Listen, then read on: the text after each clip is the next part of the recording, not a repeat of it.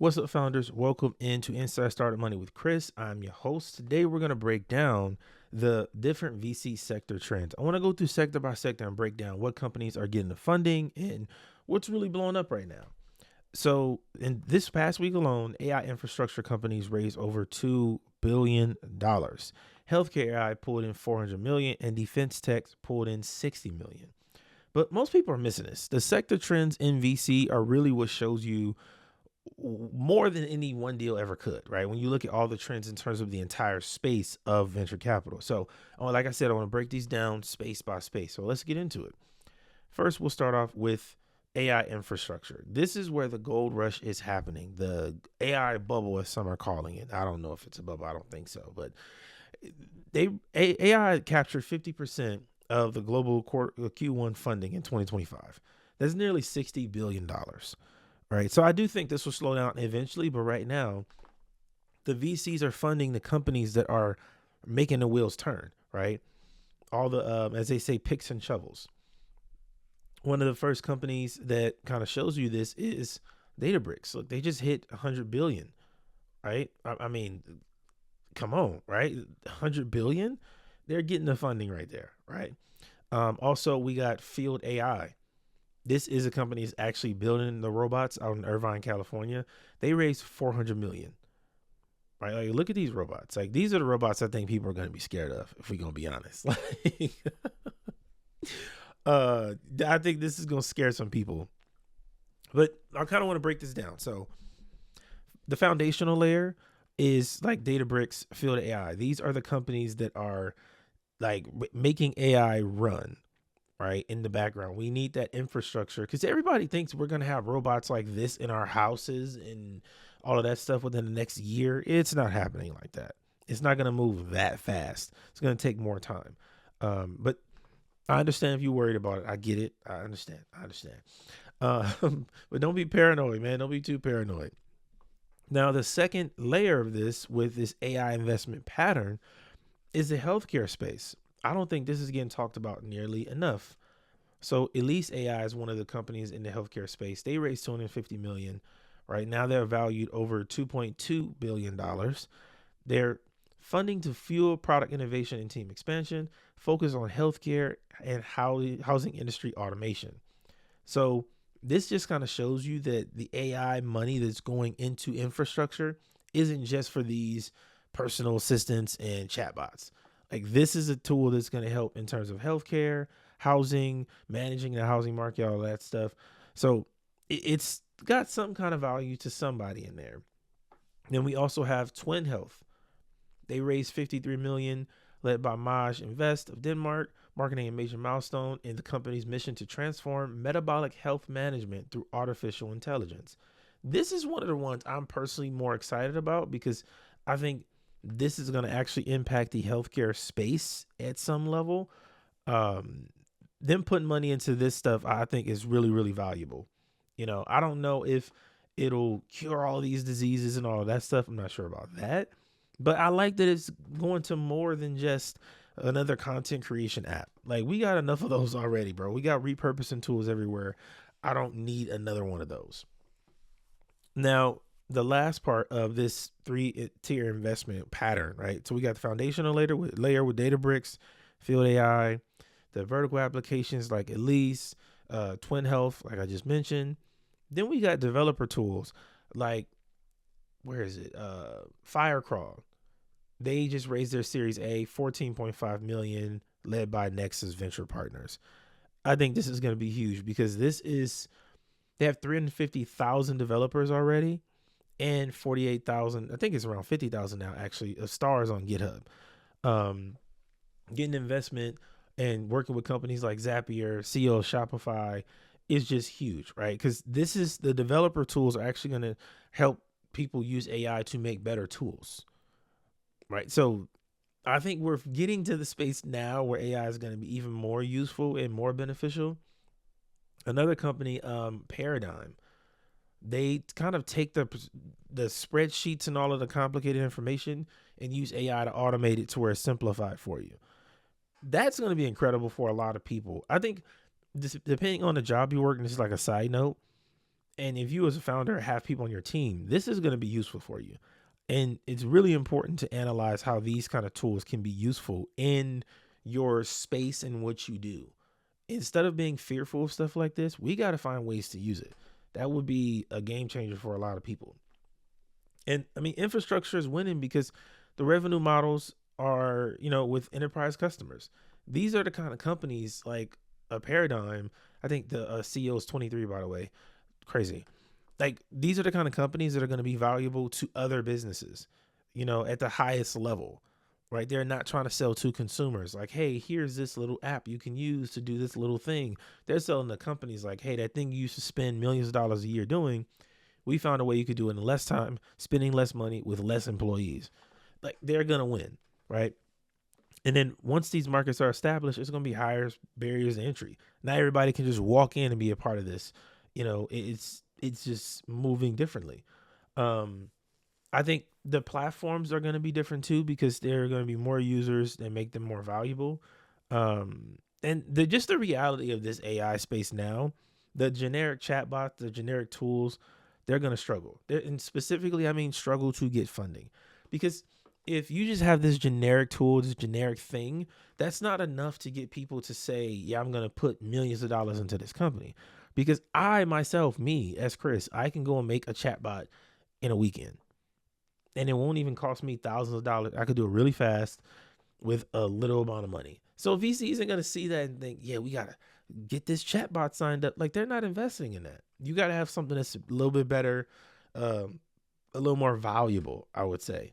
So AI is killing it, man. Infrastructure is going to be the focus now, I think, for the next year or two, because we're still getting the foundation set. There's going to be some disruption after it gets set up, but we're still in the early days of getting things set up. Okay, so next up, healthcare AI.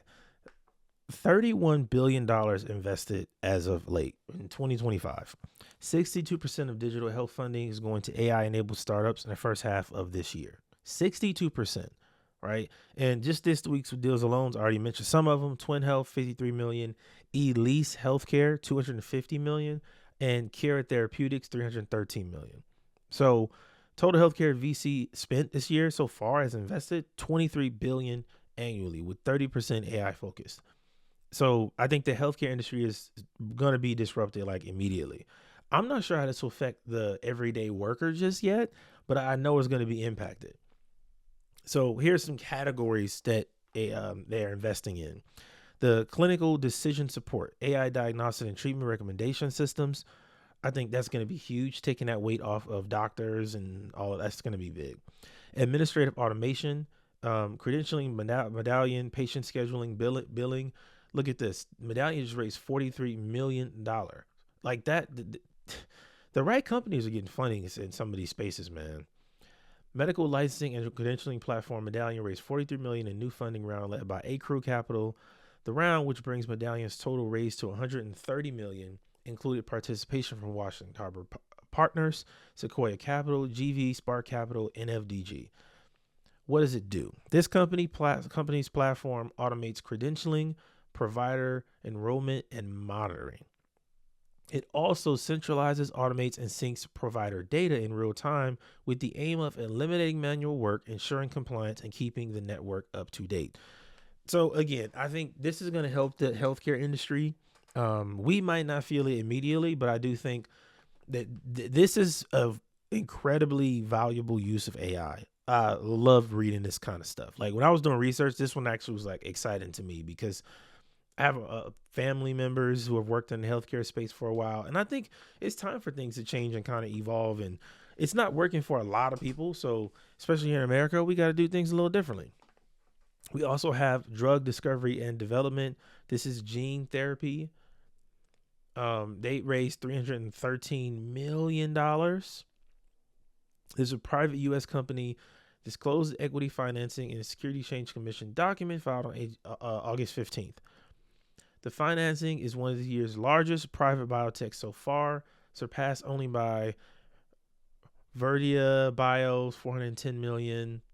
All right, so Kira has a pipeline of 9 programs spanning neurology, metabolic health, and ophthalmology with only 2 of the assets in clinical development. Mm. This is good, man. This is really good. I think a lot of the healthcare spaces are getting the funding, and hopefully they can do the right things with it, right? Digital therapeutics, like I said, the metabolic health monitoring. I think in like 5 years, we're going to have different apps and stuff on our phones where we can put in our side effects. Like, I think the days of you Googling your side effects are done. Like, done. I don't think we'll be doing that. It's going to be some app where you are connected to your doctor and you can just chat with them. And it might even be an AI assistant you're talking to. And if it's bad enough, you then talk to the doctor. I could see that happening. That would be a game changer for a lot of people. Why healthcare AI is so. Before I move on, I kind of want to break this down. So why is healthcare AI VC catnip?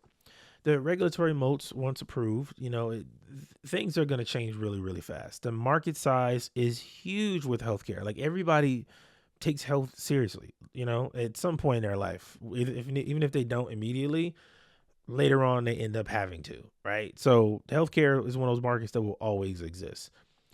Clear ROI measurement through patient outcomes.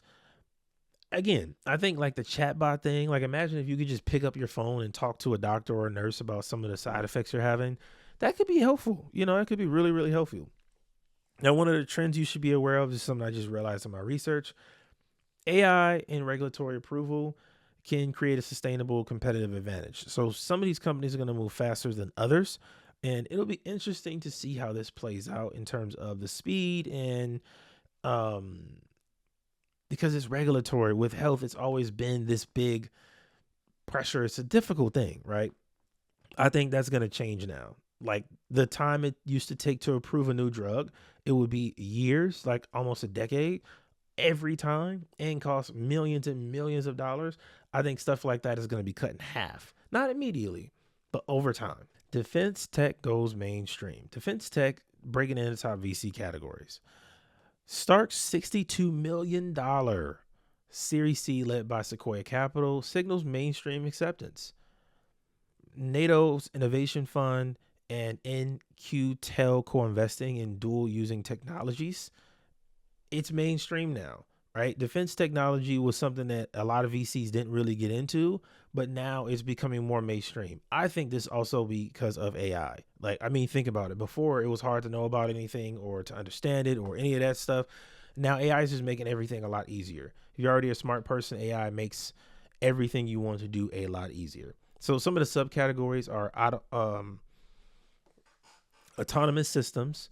These are the AI-powered drones, the robotic defense platforms, cybersecurity. This is the nation-state threat defense infrastructure protection, which is going to be huge. Space technology, which is satellite networks, space-based defense systems. And then dual use of AI, technology serving both commercial and defense applications. So I think in this defense area, from my research and what I learned, it's going to continue to grow. I think now it's going to be more mainstream. It's going to be more talked about. But this is one where I think it's going to get more people jobs. Because even though it's AI and it's going to be defense and security and stuff, like, it's going to be more people running these kind of things, right? Like, it's going to be more of the cybersecurity professionals in the gov tech space are going to be brought over to be a part of these companies. I don't think they're going to be firing a lot of people. They're going to be hiring. Right, based on my research and what I've learned. So I'm not gonna cover this one too much, but I mean, raising $62 million for a drone system. We need the drone systems. I don't know if y'all have seen this, but the drone systems are terrifying. When like the drones come out, it could be bad. So we need that space to be covered, bro, for sure. So here's some of my other notes based on what I learned in my research, man. As you can see here, AI is getting 50% of the investment right now, man. Like, the infrastructure is $2 billion in the last week. I don't think this is going to slow down anytime soon. And this is not to say, if you're a founder, that you should stop what you're doing and try to get into one of these spaces. I don't think you do that. But I think you got to keep in mind that if you want to get funding right now, You got to prioritize using AI correctly and usefully in your product.